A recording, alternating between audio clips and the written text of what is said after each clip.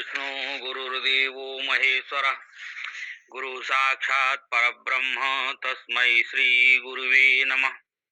ध्यानमूलं गुरुमूर्तिः पूजामूलं गुरोर्पदम् मंत्रमूलं गुरोर्वाक्यं मोक्षमूलं गुरुः कृपा।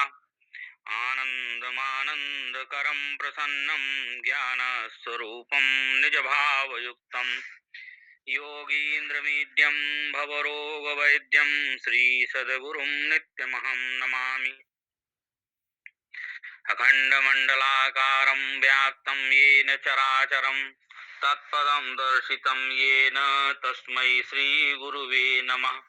ब्रह्मानन्दं परमसुखदं केवलं ज्ञानमूर्तिं द्वन्द्वातीतं गगनसदृशं तत्त्वमस्यादिलक्ष्यं नित्यं विमलमचलं सर्वधी साक्षिभूतं भावातीतं त्रिगुणरहितं सद्गुरुं तं नमामि। सद्गुरुं तं नमामि। श्री सच्चिदानंद भगवान की जय हो। पूज्यपाद श्री सद्गुरुदेव भगवान की जय हो। तो आज हम आत्मज्ञान का फल जो है इसमें विवेक चूड़ामणि में जो है ग्रंथ में जो है इसका वर्णन है, तो इसको लेते हैं।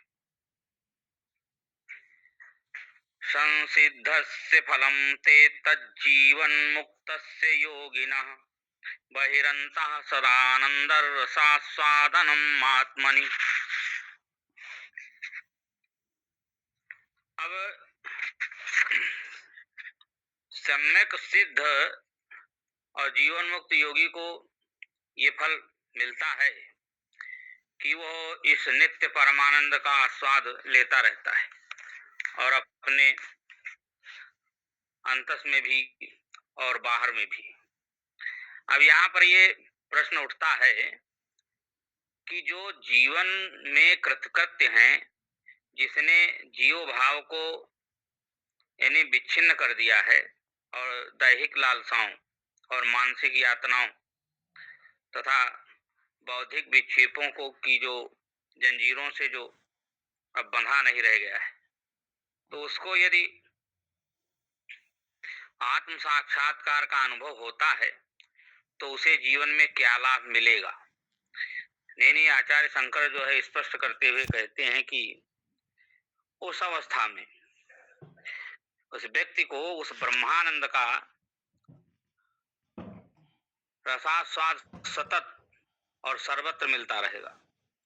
ये आत्मा का ही स्वरूप है और इसका रस उसे अपने भीतर भी और बाहर भी मिलता रहता है। जीवन के समस्त प्रयासों का लक्ष्य तो आनंद की ही खोज है। एक बार यदि परमानंद का लाभ मिल जाए फिर छोटी मोटी आनंद प्रदायिनी वस्तुएं किस काम की। इसी प्रकार से ध्यान समाधि के सहारे विक्षेपों से ऊपर उठता हुआ जब व्यक्ति अनंत अखंड आनंद के साम्राज्य में प्रवेश करता है और यह आनंद आरोपित नहीं होता है, तो यह अपना मूल स्वरूप ही है, वही सहज प्रकट होता है। तब वह जीवन मुक्त योगी फिर कभी भी यानी उन क्रियाकलापों में संलग्न नहीं होता जिनमें हम सामान्यता लगे रहते हैं। वैरागस्य फलं बोधो बोधस्योपरतिः फलं स्वानंदानुभवात् शान्तिरेषैवोपरते फलम्। अब वैराग्य का परिणाम होता है बोध और बोध का फल है उपरति। उपरति का फल यही है कि आत्मानंद के अनुभव से चित्त जो है वो शांत हो जाए। अब साधना प्रारंभ करने के पश्चात जो है धीरे धीरे कौन कौन से परिणाम सामने आएंगे, इसे यहाँ पर जो है क्रमानुसार बताया गया है। यानी जब सांसारिक भोगों की क्षणभंगुरता का विश्लेषण व्यक्ति कर लेता है, समझ लेता है, तब जो है उनसे वो विरक्त हो जाता है, क्योंकि वह तो स्थायी सुख शांति प्राप्त करना चाहता है। इसलिए असत से जो है अनात्म यानी अनासक्त होने वैराग्य कहते हैं। जब व्यक्ति जो है संग्रह और भोग यानी इस प्रकार के संसार से विमुख हो जाता है, संग्रह त्याग न बिनु पहचाने, तो जब इससे अलग हो जाता है तो भोग संबंधी यानी किसी प्रकार का दबाव जो है उसके मन में नहीं रहता है और उसका मन जो है अपेक्षाकृत जो है शांत हो जाता है। और शांत मन जो है वो तेजस्वी मेधा प्रदान करता है। बुद्धि की इस सूक्ष्मता के सहारे जो है यानी श्रुतियों को आत्मसात कर पाने की जो है गहरी समझ में आ जाती है व्यक्ति के, और आत्म तत्व संबंधी जो है ज्ञान भी अधिक स्पष्ट और पूर्ण रूप से होता है। तो इस प्रकार से जो है वैराग्य यानी बोध में परिणत होता है, विवेक में परिणत होता है। बोध अर्थात आत्म स्वरूप की स्पष्ट और सम्यक समझ। इस ज्ञान के परिणाम स्वरूप इंद्रिय लिप्सा भोग स्वयं ही रुक जाते हैं। इस प्रत्याहार को परति कहते हैं। बाह्यानालंबनम व्रते येसो परितेरुत्तमा, यानी बाह्य आलंबन किसी प्रकार का नहीं। और इस बोध के सहारे जो है मन प्रत्याहार उसका आसान हो जाता है मन का, और परम के बोध के परिणाम स्वरूप जो उपरति आती है उसमें उससे मन शांत और शांत होता जाता है। और मन जितना ही शांत होता है प्रसन्नता भी उसी अनुपात में मिलती जाती है। प्रसन्नता या आनंद की यह स्थिति जो है आत्मपरक यानी वैयक्तिक होती है। इसमें मन विचलित अथवा उत्तेजित नहीं होता है। जब अंतःकरण में ऐसा आत्म अनुभव होता है तब जो है परम शांति का भी अनुभव होता है। और यह प्रशांत यानी किसी बाह्य वस्तु के कारण अनुभव नहीं आती है, अपितु तो आत्मा के सहज स्वरूप के कारण स्फुरित होती है। यानी जगत से संसार से जो है प्रत्याहार करने का यही सुंदर परिणाम या सुफल मिलता है उसको।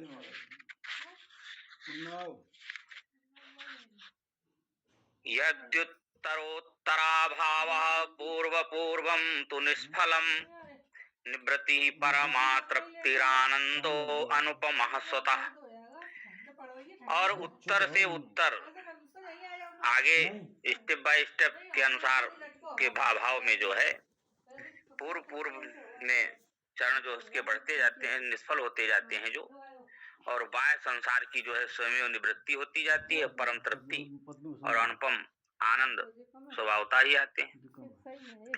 इसलिए जो है साधक के जीवन में कार्य कारण की एक श्रृंखला का उल्लेख जो है पिछले श्लोक में किया है, जो आप श्रवण कर चुके हैं। अभी इसी श्लोक में आचार्य कहते हैं कि यदि उत्तरवर्ती फल का अभाव हुआ तो पूर्व चरण निरर्थक ही है। यानी यदि हमारे पास बोध तो हो परंतु वैराग्य न हो तो वो ज्ञान क्या है, बेमानी है।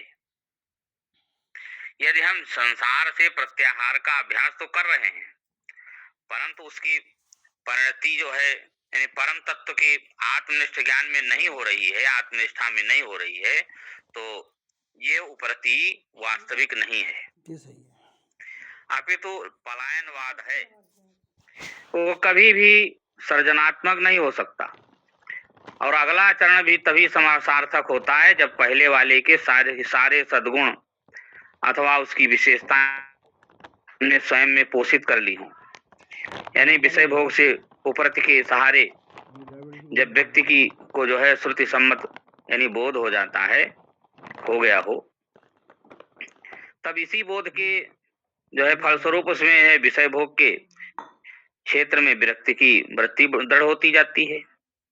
तो इस प्रकार के वैराग्य के परिणाम स्वरूप जो है जब साधक जो है अपने हृदय में शांति और आनंद का अनुभव करने लगता है तब वो जो है सत्य रूपी मंदिर के द्वार का जो है सच्चा पुजारी होता है।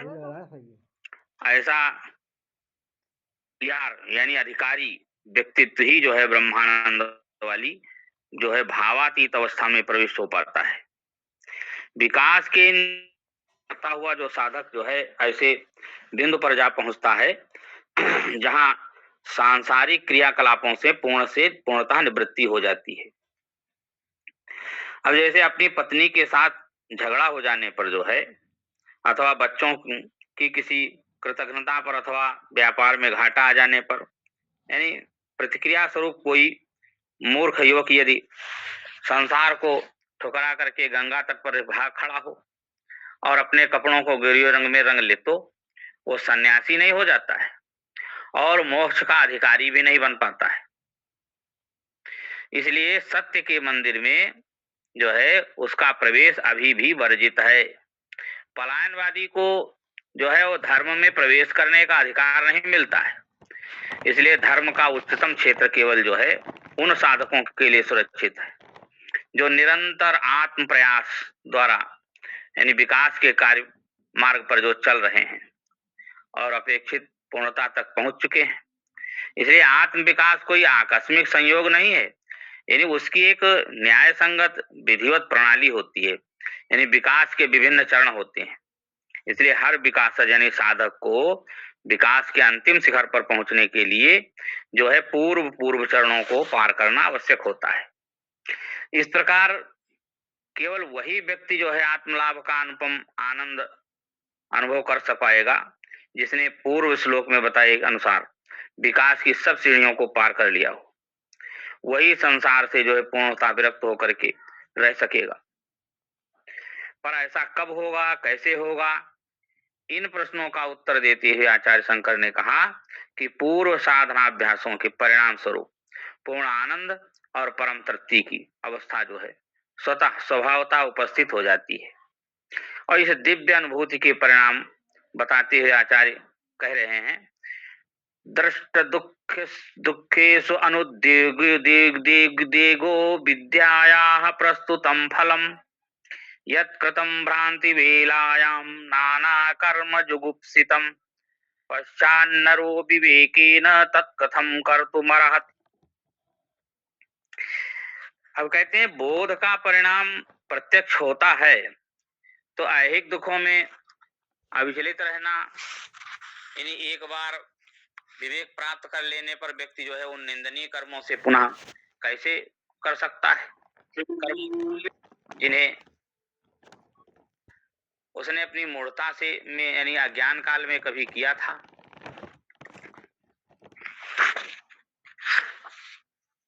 तो परमानंद की प्राप्ति हो जाने पर जो है व्यक्ति जो है फिर सांसारिक दुख क्लेशों से विचलित नहीं हुआ करता है, क्योंकि शारीरिक, मानसिक और बौद्धिक स्तरों पर होने वाली छोटी छोटी तकलीफें, जीवन के आघात व्यक्तिगत जो है और वस्तुगत उसे अब विचलित नहीं करते, यानी ये उसके साधना जनित बोध का ही सुफल है।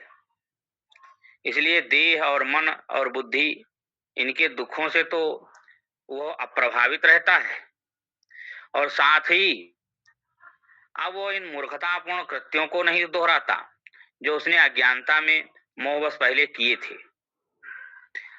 जब तक हमारी ये मान्यता रहती है कि हम देह हैं, हम ये शरीर हैं, हम उससे अधिकाधिक सुख पहुंचाने के लिए जो है प्रतिस्पर्धा वाले संसार में जो है अपनी कामनाओं की, अपनी वासनाओं की पूर्ति के लिए को इन के इन प्रकार यानी किसी तरह पूरी करने की चेष्टा करते रहते हैं और हम अपनी ही इंद्रियों के और उनकी मांगों के दास बन जाते हैं।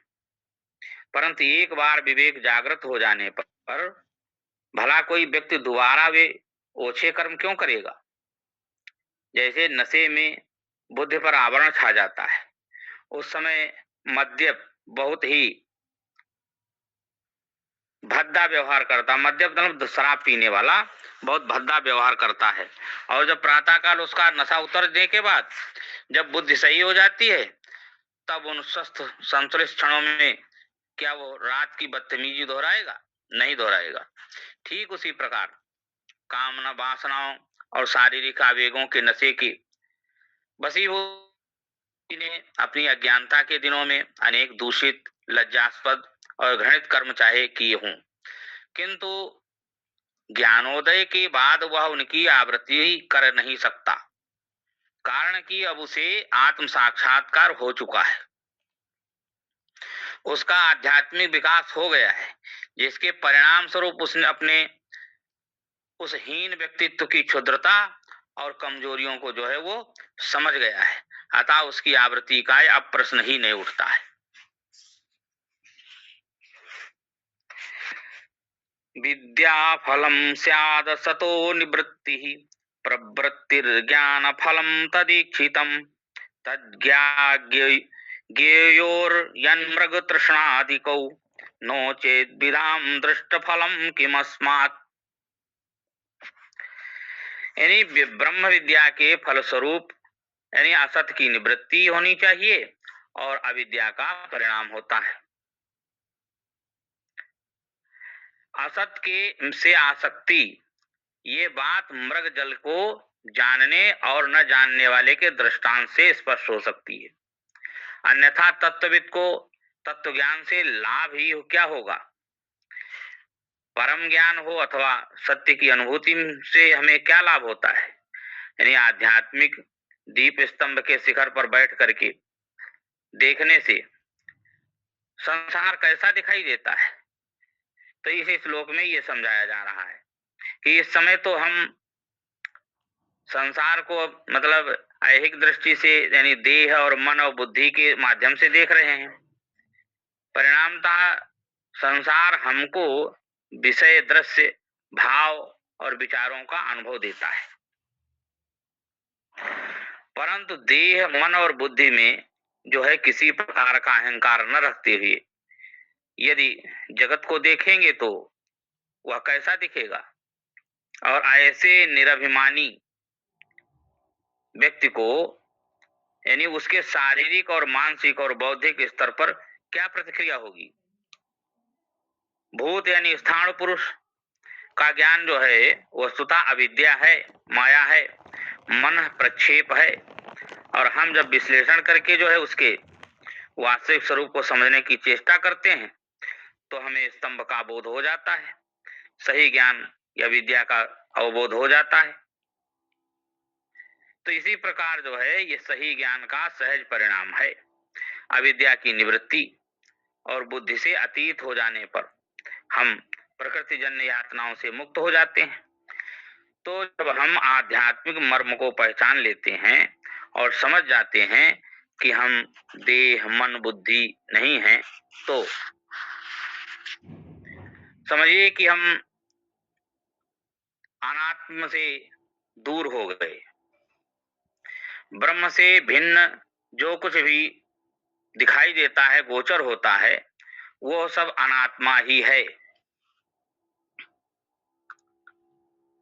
ब्रह्म भिन्नम सर्वनात्मा सर्वम नात्मा, यानी ब्रह्म के अतिरिक्त जो भी अनुभव में आता है वो सब अनात्मा है। सत्य का बोध होने पर हम असत से दूर हो जाते हैं, अनात्मा से हम निवृत्त हो जाते हैं, और हम अभी इस क्षण तो हम संसार में इस तरह डूबे हैं कि जैसे हम देह, मन और बुद्धि ही हैं, यानी अनात्मा के साथ ये हमारा तादात्म्य भाव है। पर आध्यात्मिक अनुभूति प्राप्त होने पर जो है प्रकृति की इन उपाधियों के साथ कोई तादात्म्य नहीं रह जाता। फिर तो मैं देह हूं, मैं मन हूं, मैं बुद्धि हूं, मैं चित्त हूं, मैं अहंकार हूं, यानी इस प्रत्यय से ही अर्थात असत से जो है सम्यक निवृत्ति हो जाती है। ठीक वैसे ही जैसे जाग जाने पर स्वप्न जगत के अनुभवों की सम्यक निवृत्ति हो जाती है। जो सपने सिर काटे कोई, बिन जागे न दूर भ्रम होई। जैसे स्वप्न में किसी ने तुम्हारा सिर धड़ से अलग कर दिया तो तुम्हें कितनी घबराहट होती है, कितनी परेशानी होती है, कैसा दुख का अनुभव होता है। और वही स्थिति जब जागृत में होती है, जब वो स्थिति जागृत में आता है तो वो स्थिति को भूल जाता है, तो वो देखता है कि हम हैं। तो ऐसे ही जब आत्मज्ञान प्राप्त हो जाता है, विवेक जागृत हो जाता है, तो संसार में जो कुछ भी दिखाई देता है, गोचर जहां लग मन जाई, सो सब माया जानेहु भाई। फिरत सदा माया कर प्रेरा, काल कर्म स्वभाव गुण घेरा। अस प्रभु हृदय अछत अविकारी, फिरत जीव जग दीन दुखारी। श्री रामचरित मानस में गोस्वामी जी ने बहुत अच्छी प्रकार से समझाया है ये सब। तो इसलिए अज्ञान का ही परिणाम है प्रवृत्ति। अहम प्रेरित यानी स्वार्थ युक्त क्रियाएं ही जो है प्रवृत्ति कहलाती हैं। अहम और कामना प्रेरित कर्म केवल अविद्या से ही संभव है। मेरा तादात्म्य यानी जब बाह्य आवरणों के साथ होता है, तो मेरे व्यक्ति का अहम अथवा जीव भाव मूर्त रूप ले लेता है और अपनी वासनाओं के द्वारा प्रेरित होकर के मैं कर्म से प्रवृत्त होता हूं। यानी ये अहम केंद्रित कार्यकलाप और तज्जनित ज्ञान का ही प्रतिफल है। और परम ज्ञान के उदय होने पर जो है अविद्या मतलब सत्य का अज्ञान और उस तज्जनित जो है अन्यथा ज्ञान भ्रम द्वारा प्रलंबित मिथ्या संसार से जो है सम्यक विरक्ति हो जाती है। निवृत्ति और प्रवृत्ति संबंधी ये परिणाम जो हैं ज्ञानी और अज्ञानी में इस पश्चात देखे जा सकते हैं। जो व्यक्ति ये नहीं जानता है कि सामने की चमकीली विशाल वस्तु केवल मृग जल है, मृग तृषा की भांति है, तो वो तो जल प्राप्ति की आशा में उसके पीछे बारंबार दौड़ता है और हर बार केवल निराशा ही हाथ लगती है। किंतु जो जानता है कि ये तो मृग जल है, तो वो अपनी जगह से जरा भी नहीं हिलता। यद्यपि उसको भी वहां पानी की भ्रामक प्रतीति हो रही है, किंतु ये भ्रांति उसको किसी प्रकार के कार्य के लिए प्रेरित नहीं करती, क्योंकि उसे वास्तविकता का बोध है। ठीक इसी प्रकार जिसने अपने वास्तविक स्वरूप को पहचान लिया, तो वो कभी भी देह मन बुद्धि से तादात्म्य स्थापित नहीं करता और इसीलिए जो है वस्तु विषय भाव विचार ये सब संसार के पीछे भागता नहीं फिरता। वो जो है स्वयं में ही विद्यमान प्रशांति और आनंद में रहता है। वासनाएं और इच्छाएं उसे प्रताड़ित नहीं कर पाती। इसलिए जीवन मुक्त पुरुष को इससे अधिक और कौन सा लाभ पाना है। अज्ञान हृदय ग्रंथेर विनाशो यद्य शेषतः, अनिच्छोर विषया किं प्रवृत्ति कारणम स्वतः। यदि अज्ञान रूपी हृदय ग्रंथि का सर्वथा नाश हो जाता है, तो उस इच्छा रहित पुरुष के लिए विषय किस प्रकार स्वतः ही प्रवृत्ति का कारण बन सकता है।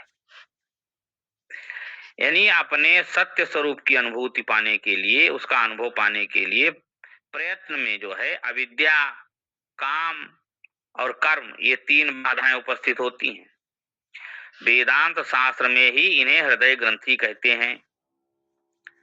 और यहाँ हृदय से आशय रक्त संचरण करने वाले अवयव से नहीं है।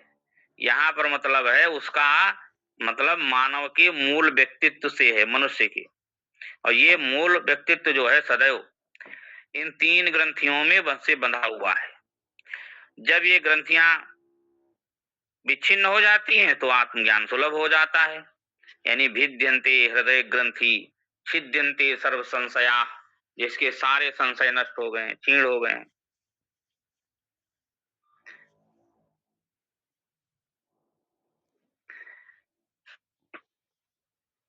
तो इन ग्रंथियों का जो है जब विनाश का अनुभव तो हमें प्रतिदिन होता रहता है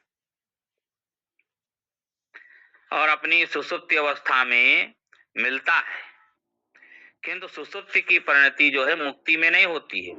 इसलिए इन तीन ग्रंथियों का विनाश यानी आंशिक नहीं पूर्ण रूप से होना चाहिए। इसलिए जब व्यक्ति को जो है यानी सत्य और अनंत का ज्ञान होता है, तब जो है वो उसकी अविद्या जो है समाप्त हो जाती है। और जब उसकी अविद्या के समाप्त होती ही उसकी इच्छाएं जन्म नहीं दे सकती, यानी इच्छाओं के अभाव में कार्य नहीं हो सकते। हृदय ग्रंथि के उच्छेदित हो जाने पर व्यक्ति जो है विषय भाव विचार आदि की चाह क्यों करेगा। अब हम आप खिलौनों के पीछे तो नहीं भागते, क्योंकि उनके लिए हमारे मन में कोई चाह नहीं रहती है। हाँ, पहले जब हम बचपन में छोटे थे, बच्चे थे, तो उन खिलौनों की तरफ भागते थे, अब उन खिलौनों की तरफ नहीं भागते। तो इसी प्रकार से बच्चों का मन जो है बहलाने के लिए जो हम उनके साथ खिलौने खेल भी सकते हैं, पर उनके साथ खेलना और उस खेलने से एकदम भिन्न है। जो हम स्वयं अपने बचपन में खेला करते थे, उस समय तो हम खेल में डूब जाते और पूरी आसक्ति व कामना के साथ खेलते थे। तब का जो हमारा जीवन उसी स्वार्थ और ममता से पूरित होता था। अब आज के हम इस खेल में न तो अहम भाव है और न ही किसी प्रकार के स्वार्थ की भावना जो हमारे खेल को दूषित करे। ठीक इसी प्रकार एक बार जब आत्मबोध हो जाने पर व्यक्ति बाहर संसार में जो है जीवन का खेल मजे से खेलता है, और पर वह कभी भी अहम भाव अथवा स्वार्थ भाव में लिप्त नहीं होता।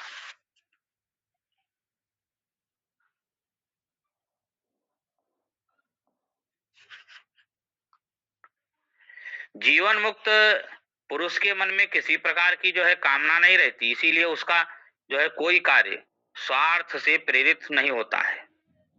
ये जो है अविद्या बौद्धिक स्तर पर जो है कामना के रूप में, मानसिक स्तर पर विचार अथवा वृत्ति और दैहिक स्तर पर कर्म के रूप में जो है प्रकट होती रहती है। इसलिए जीवन मुक्त में किसी प्रकार की प्रवृत्ति नहीं रह जाती, क्योंकि कार्य करने के लिए समस्त जो संभावित यानी अंतः प्रेरणा ही सूख चुकी होती है। वासनानुदयो भोग्ये वैराग्यस्य तदावधि अहम भावो दया भावो बोधस्य परमावधि लीन वृत्तिरनुत्पत्तिर्मर्यादो परतेस्तु सा। यानी जो वासना का उदय न होना और भोग के लिए यानी वैराग्य की जो परम सीमा है, अहंकार भाव का उदय न होना बोध की पराकाष्ठा है, और लीन हुई वृत्तियों का पुनः उत्थित न होना उपरति की चरम सीमा है। वैराग्य बोध और उपरति, इनकी जो परम उपलब्धियों की चर्चा पहले भी हो चुकी है। यहाँ उन्हीं का जो है विस्तृत विश्लेषण भी प्रस्तुत है कि जब विषय जगत से जो है किसी भी प्रकार के आनंद पा सकने की कामना का पूर्ण रूप से अभाव हो जाए, तो उस स्थिति को जो है वैराग्य की अवधि कहेंगे। यानी वैराग्य की सार्थकता तभी है जब अंतःकरण में जो है वासना शेष न रह जाए, यानी समस्त संस्कारों का विध्वंस ही जो है वासना और संकल्पों का अनुदय है, और विषय सामग्री चारों ओर बिखरी पड़ी हो और फिर भी जो है भोग की प्रवृत्ति न हो, यह स्थिति ही वैराग्य की परम सीमा है। और बोध यानी ज्ञान की उत्तम स्थिति यह है कि जब अहमता और ममता का पूर्णतया अभाव हो जाए, यानी अविद्या की अज्ञान की जो ग्रंथि है उसका उच्छेद करके सत्य में जो है पूरी तरह से प्रतिष्ठित हो जाना, ये बोध की जो है सार्थकता है, विवेक की। दृष्टा भावक विचारक भाव से अतीत होने के साथ ही अज्ञान का आवरण भंग हो जाता है। अहम अथवा जीव भाव का विध्वंस ही बोध की परिसीमा है। यह विचार इन्हीं संसार के समस्त सम्यक परित्याग के परिणाम स्वरूप यानी जो परम शांति का अनुभव होता है वही उपरति है। यानी जब समस्त विक्षेप दूर हो गए हों और चित्त में किसी प्रकार की जो है यानी किसी भी प्रकार की वृत्ति का उदय ना हो रहा हो, तो उस अवस्था को परम उपरति की अवस्था समझना चाहिए। और जब सब भ्रांतियां दूर हो गई हों और अंतःकरण में असीम शांति और प्रसन्नता हो, तो समझना चाहिए कि वह उपरति की पराकाष्ठा है। देह मन बुद्धि से पूर्णतः यानी प्रत्याहार के द्वारा ही बोध की ऊंचाई पर पहुंचा जा सकता है। इसलिए जब इन तीनों यानी वैराग्य, बोध और उपरत की उपलब्धि हो जाए, तब अनंत परमानंद के अखंड ज्ञान की अनुभूति होने लगती है।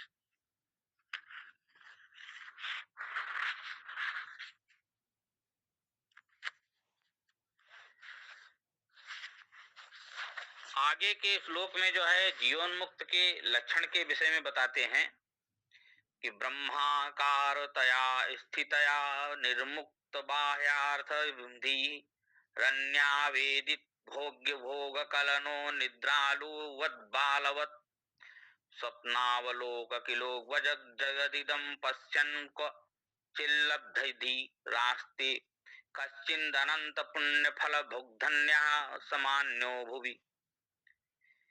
यानी ब्रह्माकार वृत्ति में सतत स्थिर रहने के फलस्वरूप यानी जिसकी बुद्धि जो है बाहर के विषयों से मुक्त हो चुकी है और जो निद्राल अथवा बालक के समान दूसरों के निवेदन पर ही भोग्य पदार्थों का सेवन कर लेता है और कभी कभी ही इस संसार की ओर जिसकी दृष्टि जाती है और तब वो संसार को जो है स्वप्न में देखी हुई सृष्टि की तरह देखता है, ऐसा महापुरुष बिरला ही होता है।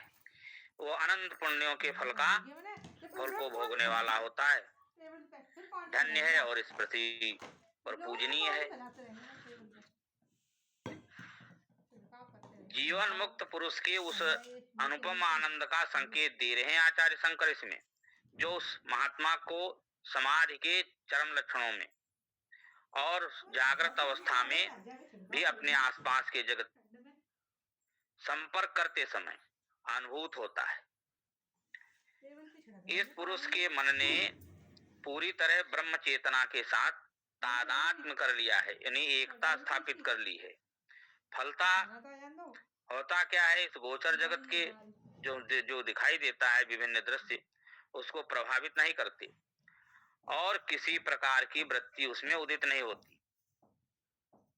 इसलिए जो चेतना के निम्न स्तरों से ऊपर उठ चुका है और जिसे परम अनुभूति हो गई है, वह अब कैसे रहेगा? क्या अभी भी सामान्य व्यक्तियों की भांति जीवन की आवश्यकताओं की पूर्ति हेतु सामग्री जुटाने की चिंता उसे सताएगी? तो आचार्य श्री उत्तर देते हुए कहते हैं कि उस अनुभूति के पश्चात ये व्यक्ति दूसरों के द्वारा उसे दी गई वस्तुओं का भोग करेगा। किसी भी चीज को पाने के लिए उसकी स्वयं की कोई चिंता नहीं होती रहेगी। उसको जीवन की अनिवार्य आवश्यकताओं से संबंधित जो भी सामग्री लोग उसके सम्मुख ले आए और कभी कभी तो उसे बाध्य भी करेंगी, वह उन्हें चुपचाप ग्रहण कर लेगा और उनका उपयोग करेगा। और इन लाई हुई वस्तुओं का उपभोग वो किस भाव से करेगा, इसका संकेत भी आचार्य ने स्पष्ट कर दिया है कि जब वे कहते हैं कि वह जीवन मुक्त निद्रालुवत अथवा बालवत रहता है। अब जैसे यानी सर्दी के दिनों में आप सो रहे हैं और आपका कंबल खिसक गया हो, गिर गया हो आपके ऊपर से, तो दूसरे उस कंबल को जो है पुनः आपकी देह पर ठीक से डाल देंगे दूसरे लोग, तो अवश्य ही आपकी देह जो है अपेक्षाकृत गर्म हो जाएगी। परंतु आपको तो उसका भान भी नहीं होगा, क्योंकि आप सो जो रहे थे। ऐसे ही एक शिशु को माँ दूध पिलाती है, बच्चे को इसका भान ही नहीं है कि माँ उसे नियमित रूप से दूध पिला रही। वह तो माने बैठा है कि उसको भोजन मिलेगा, बस इसी भाव से वो जीवन मुक्त पुरुष भी वर्तन करता है। यानी निद्रालु सोए हुए को बाह्य संसार की कोई चेतना नहीं होती है। बहिर्मुख अभावात, यानी यही हाल जीवन मुक्त का होता है।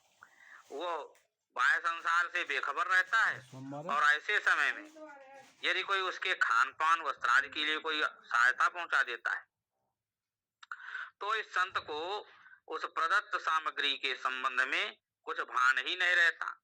बच्चे से यही आशय है कि बच्चे की भांति ही जीवन मुक्त में कोई अभिमान नहीं रहता, उसमें निरभिमानता रहती है। शिशु को, बच्चे को न तो अपनी संज्ञा रहती है और न ही भूख का ज्ञान और न ही उसे अपनी माँ की चेतना रहती है। उसमें कोई अहम भाव नहीं होता। बस जीवन मुक्त भी बहुत कुछ ऐसा ही रहता है। अब यहाँ पर एक प्रश्न आता है कि क्या ऐसे जीवन मुक्त को बाह्य संसार का कोई अनुभव होता है? हाँ, होता है, पर कभी कभी ही। कुछ क्षण ऐसे होते हैं जब उन्हें उसके आसपास के संसार से जो है अस्तित्व का धुंधला धुंधला सा भान रहता है। यहाँ पर आचार्य शंकर कहते हैं कि ऐसे जीवन मुक्त के लिए ये जो गोचर जगत जैसा वैसा ही होता है, जैसे सपने में देखा हुआ संसार। इस प्रकार से जो है स्थित प्रज्ञ जो है अपने आसपास के संसार को देखता तो है, किंतु उन क्षणों में भी संसार के मिथ्यात्व की चेतना उसमें बनी रहती है और वो ये जानता है कि प्रारब्ध वशात उसके सामने ये मन बुद्धि की क्रीड़ा चल रही है। सचमुच ऐसे जीवन मुक्त महापुरुष बिरले ही होते हैं, क्योंकि बिरले बिरले पाइए माया त्यागी संत, कह कबीर गुरु ज्ञान से एक आधो बरंत।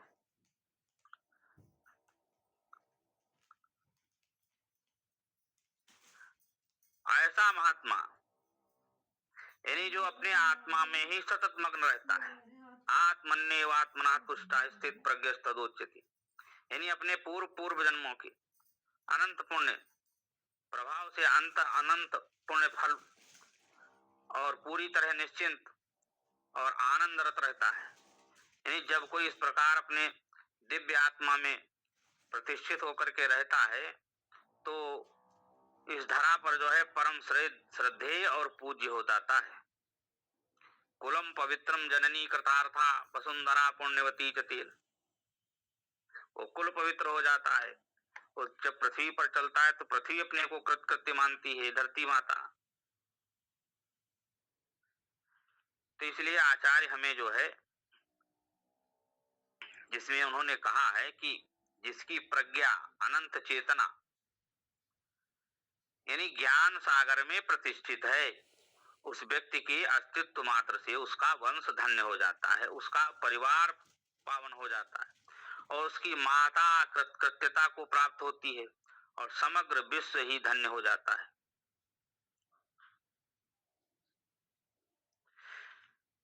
स्थित प्रज्ञो यतिरयं यः सदा आनंदमश्नुते ब्रह्मण्येव विलीनात्मा निर्विकारो विनिष्क्रियः। यानी सन्यासी, ये सन्यासी स्थित प्रज्ञ है जो स्वयं को ब्रह्म में लीन करके निष्क्रिय और निर्विकार भाव से सदा आनंद मग्न रहता है।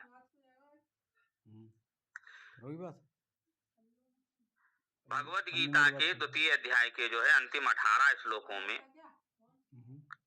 महर्षि वेदव्यास जी ने स्थित प्रज्ञ का चित्र खींचा है उसमें और बहुत बातें समझाई भी हैं। स्थित प्रज्ञ से का भाषा समाधि केशो स्थिति किम प्रभाषेत किमासीत ब्रजेत किम प्रजानाति यदा कामान सर्वान् पार्थ मनोगतान् आत्मन्नेवात्मनः तुष्टा स्थित प्रज्ञ तदोच्यते सुखेषु अनुद्विग्न महासुखेषु विगतस्प्रियः वीतराग भय क्रोधा स्थित धीर मुनिरुच्यते या सर्वत्रानाविष्णे तत्त प्राप्य शुभाशुभम नाभिनंदति नाद्वेष्टि तस्य प्रज्ञा प्रतिष्ठिता।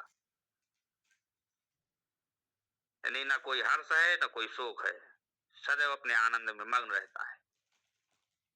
इसलिए जो ज्ञान में दृढ़ता से प्रतिष्ठित है और जिसने अपने अंतःकरण को अनंत ब्रह्म में जो है लीन कर दिया है, ऐसा जो स्थित प्रज्ञ है शाश्वत आनंद में निमग्न रहता है और वो निर्विकारी होता है और सकाम कर्म से दूर रहता है। आत्मज्ञान में जिसकी प्रज्ञा यानी बुद्धि प्रतिष्ठित रहती है, स्थिति, और जिसके अहम भाव का विलयन उसी निर्मल अनंत शांत ज्ञान में हो गया है, तो वह पुरुष जो है परम शांति की स्थिति को प्राप्त करता है।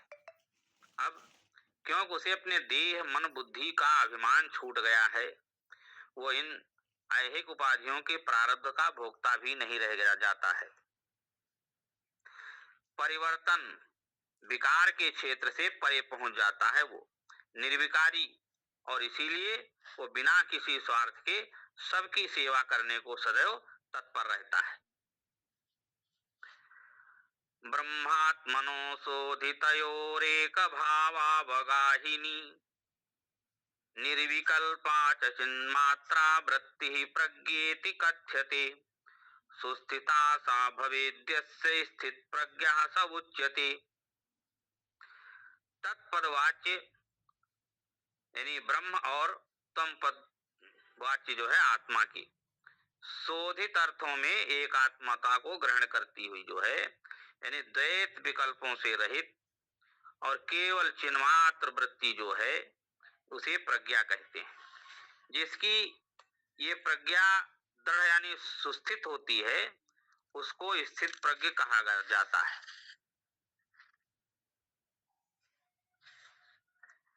संपूर्ण विश्व के अधिष्ठान यानी ब्रह्म और स्वयं की आत्मा के एकत्व को जो है उसकी अभिन्नता को पहचानते हुए और स्थिर विवेक के द्वारा यानी अपने मन को निर्मल बनाना चाहिए। कहने का आशय है कि महावाक्यों पर चिंतन और मनन के माध्यम से अंतःकरण को शुद्ध करना चाहिए। ऐसे निर्मल अंतःकरण में जब सारे विक्षेप शांत हो जाते हैं और किसी प्रकार के संकल्प नहीं उठते, बुद्धि सम्यक विशुद्ध हो जाती है, उस समय मन केवल आत्मानुचिंतन में डूब जाता है। निर्मल मन जन सो मोहि पावा, मोहि कपट छल छिद्र न भावा। तो उस समय उस मन जो है केवल आत्मचिंतन में डूबा रहता है। तो इसलिए ये जब मन निर्मल चिन्मात्र यानी प्रज्ञा कहलाता है तो वस्तुतः अमनी भाव की स्थिति है। यानी मनोनाश हो जाता है जब यह निश्चेष्ट निःशब्द हो जाता है। जिसकी ये प्रज्ञा रहती है उसे ही जीवन मुक्त कहते हैं। यानी ज्ञान के अनुप्राणित क्षण जीवन में विरल ही होते हैं। कभी गहन अध्ययन मनन के क्षणों में अथवा गुरु उपदेश श्रवण के किन्हीं क्षणों में, ऐसे क्षणों में व्यक्ति को उस परम चेतना की झलक मिल जाती है। किंतु वह व्यक्ति तो सचमुच ही दुर्लभ है जिसने उस परम स्थिति के साथ जो है एकात्म स्थापित कर लिया हो। तो जिनकी प्रज्ञा उस परम चेतना में प्रतिष्ठित हो वे ही स्थित प्रज्ञ कहलाते हैं, चेतना में प्रतिष्ठित। ऐसे स्थित प्रज्ञ पुरुष की मानसिक वृत्ति और लोगों के साथ उसके बर्ताव से संबंधित अनेक शंकाएं मन में उठ सकती हैं। इसलिए गीता के 2 अध्याय में जो है स्थित प्रज्ञ के लक्षण, उसके गुण स्पष्टता बताए गए हैं। अब यहाँ हमें प्रोत्साहित करने के लिए आचार्य बता रहे हैं कि आत्म साक्षात्कार का अनुभव पाए कुछ जीवन मुक्त पुरुष का संबंध इस ऐहिक संसार से जो है किस प्रकार का रहता है।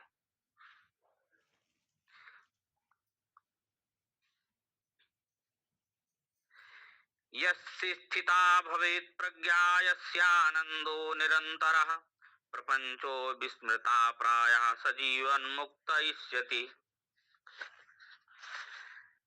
यानी जिसकी प्रज्ञा जिसकी बुद्धि सुस्थिर हो, जिसे नित्य आनंद का अनुभव हो रहा हो, जिसके लिए ये प्रपंच यानी संसार जो है विस्मृत प्राय हो गया हो, ऐसे व्यक्ति को जीवन मुक्त कहते हैं। अब आज हम सब यानी देह मन बुद्धि के साथ जो तादात्म्य करके जो है जीव स्तर पर जी रहे हैं। तो इसलिए जीव भाव के जो है प्रत्यय से मुक्त होना ही जीवन मुक्ति है। जो इस जीव भाव से मुक्त है, देह मन बुद्धि के साथ जिसका कोई तादात्म्य नहीं रह गया है, वही मुक्त है। और उच्च तत्व को जान लेने के कारण वो निम्न से मुक्त हो गया है। जीवन मुक्त की समझ दृढ़ और स्थिर होती है। परम तत्व उसका अनुभव संयोगात अथवा क्षणिक नहीं है। वो किसी बाह्य वस्तु के माध्यम से भी प्राप्त नहीं हुआ है। वह अनुभव तो देश काल निरपेक्ष होता है और सहज होता है, सतत रहता है। इसलिए उसका आनंद और उसकी शांति अखंड है, सतत है, क्योंकि वो मनातीत हो चुका है। इसलिए मनस्कृत दुख उसके पास नहीं रह सकती। वैसी स्थिति में संसार उसके लिए विस्मृत प्राय वस्तु की भांति हो जाता है और विस्मृत प्राय वस्तुएं उसे किसी प्रकार की बाधा नहीं पहुंचा सकती। ब्रह्म में प्रतिष्ठित रहने से वो नित्यानंद में की अवस्था में रहता। ऐसा व्यक्ति ही जीवन मुक्त कहलाता है। लीन धीरपि जागर्ति जाग्रत धर्म विवर्जितः बोधो निर्वासनो यस्य स जीवन मुक्त इष्यति।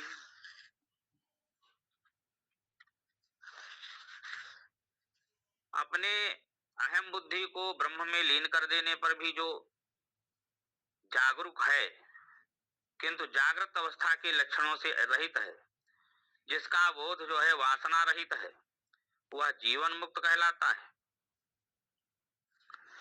और जीवन मुक्त वह है जिसकी बुद्धि ओम में परम सत्य में विलीन हो गई हो, किंतु चित्त वृत्तियों के लीन हो जाने पर भी वह चैतन्य है, सतर्क है। सुसुप्ति में जब मन बुद्धि शांत हो जाते हैं तो उस समय हमें संसार की चेतना नहीं रह जाती, किंतु समाधि की उस उच्च यानी मतलब साक्षात्कार की अवस्था में मन तो मानो सो गया होता है और व्यक्ति मानो जागृत रहता है। जागृत निद्रा या निद्रा रहित निद्रा चेतना दीप्तिमान और सजग, किंतु किसी वस्तु अथवा विषय को नहीं देख रही होती है।